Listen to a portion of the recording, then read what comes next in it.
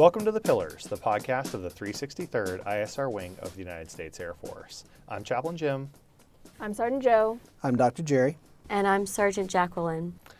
On each episode of The Pillars, we try to find a quick resilience topic that you can identify maybe some fixes, some opportunities to excel in that area, and walk away with some practical skills. So today we want to talk about passion. And why that's relevant this week is the origin of the word. I'm really into etymology with certain words, which is just the origin of the word. And it actually comes from Holy Week, which we're about to come into, and that's the week before Easter in the Christian faith tradition. And it was the term used for Jesus's walk up to being crucified, and that's where the word passion comes from. And now we use it as maybe a source of energy, a source of deep focus that's emotional in nature, where you just have to do something. Like it is a compelling, almost beyond thought or explanation to do something. Yeah, contemporaneously, we liken it to a zest or a vitality for life. So people are said to be passionate about certain activities, or they have a passion when it comes to certain values or beliefs. And so that is something that motivates them in various areas of their lives, and that they can bring into other people's lives to inspire them as well. So we want to find out some ways to incorporate passion into your life. So can you think of a time when you were passionate about something? I definitely know that when I found out my job in the military, I kind of rolled my eyes, but when I got to there and I started seeing actually what a mental health technician does, I really would say that I felt passionate about helping people, and I really was like, wow, this is an amazing opportunity to have a lot of outreach with folks. And so for me, that would be a huge one for me. Same for me. I find a lot of passion in my job, and I think that was a big choice for why I decided to pursue it. But what's interesting is that not everybody's passion is their job. Very true. And they have to find ways outside of their normal occupation, their normal 9 to 5, to pursue that passion. And a good example is somebody about whom I spoke in the 5 Minutes to Thrive not too long ago, Bob Ross. Yeah. So if you're familiar with Bob Ross, he was the painter. I think I'm one of those public access TV shows where he did speed painting. And in this very calming, encouraging, soothing voice, and with his mannerisms, he'd show people how to paint these beautiful landscapes. And you could tell this is something about which he is so passionate. And he has a lot of these great quotes about making happy little accidents instead of mistakes, or drawing additional clouds or trees because everybody needs a friend. Yeah, something like that. Happy trees and. Yeah. What's lesser known about Bob Ross is that he's actually a retired master sergeant from the Air Force, and was a first sergeant at one point. And he didn't like that job, but he didn't find his passion in that work. His passion was in painting, and he found a way to turn that into his career. Not all of us are that lucky. I think it can be difficult when your passion isn't cybersecurity or geospatial analysis, to try to find passion or to even bring that passion into the workplace. You know, quick before we did this podcast, I looked up the definition of passion, and one of the definitions was something you love even when you hate it. And I thought that was really interesting because we think passion, we think positivity, and some people may listen to this podcast and think, oh man, I don't really have a passion.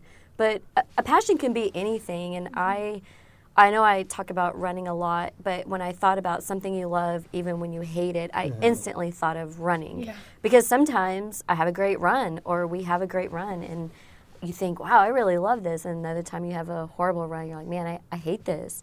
So there's an idea of you can still have a passion and love it sometimes, but other times hate it. There may have been times where Bob Ross didn't necessarily love painting. Maybe he had a bad day of painting and the happy little trees weren't cooperating with him.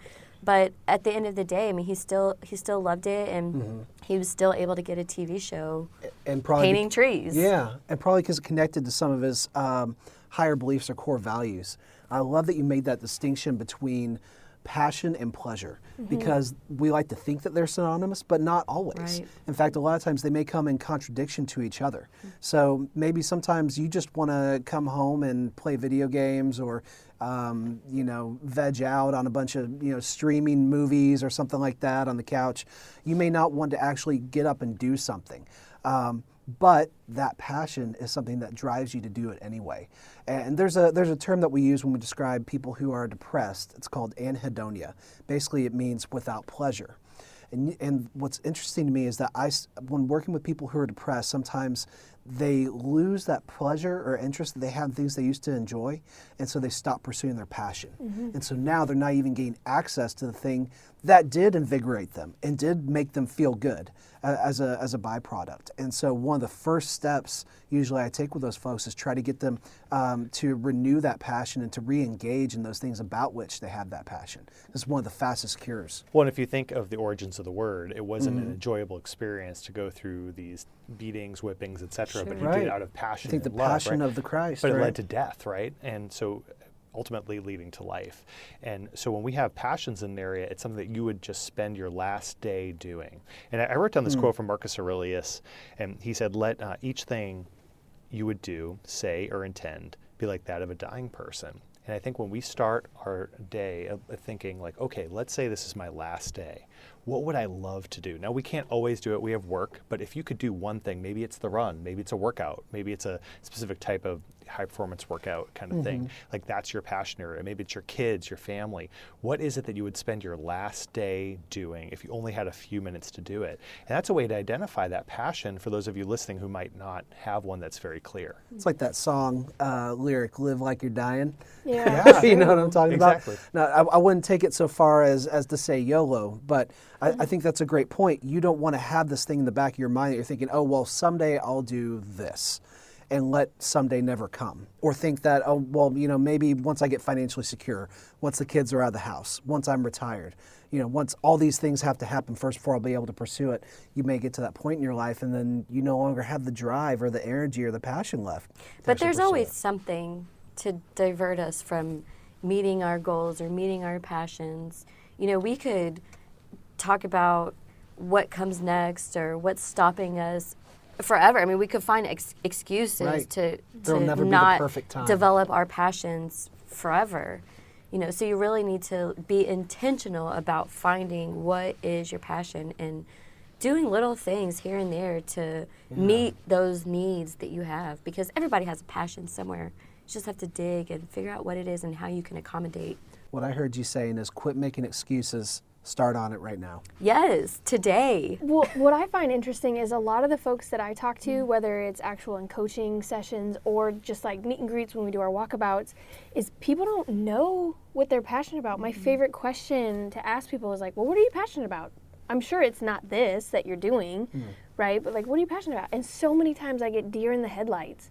Like, look, and they're just like, oh. And then they'll be like, I got to get back to you on that. Because I think we get stuck sometimes forgetting what we want to go for or what drives us, right? That passion that we have for certain things like charity or, saving, the polar bears or, whatever. But we get in this idea that we're so small we can't make an impact or, and we have those excuses that you were just talking about. But a lot of people, they'll just give me the look and it's just like, well, you might want to think about that. So how do we find our passion? How do we discover what that is? That's a good question. That is a great question. So how way that I've used is if I gave you a day, you could just focus on something. What would you research? What would you spend your time reading about?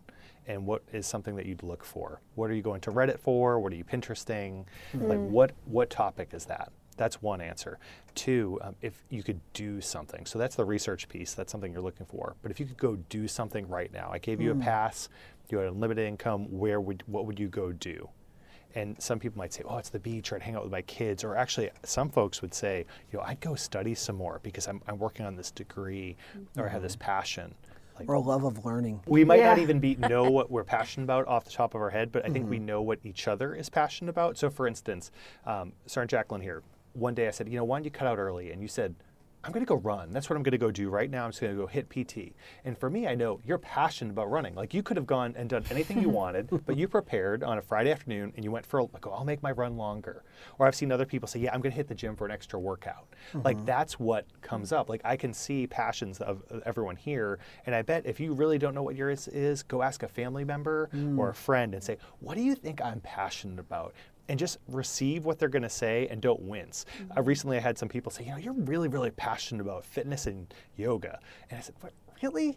And in hindsight, I guess I am. Yes, Was that really. shocking But for to me, you? it's a thing absolutely but it's are. a thing I do, not like the passion. And so sometimes passion is overrated, or it's this thing we put on a pinnacle when it might be something you're just in flow, something you're doing and enjoying. Sweet. And that's what I was going to get to. Absolutely. When you're trying to figure out what that passion is, where I'm trying to help people discover what it is, I usually ask them, what is that thing that gives you that sense of flow?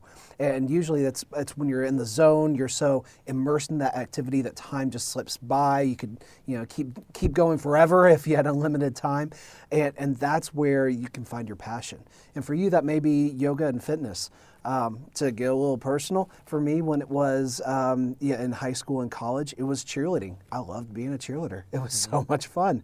And I miss it now, being disconnected from that world for so long. But that was something about which I was extremely passionate.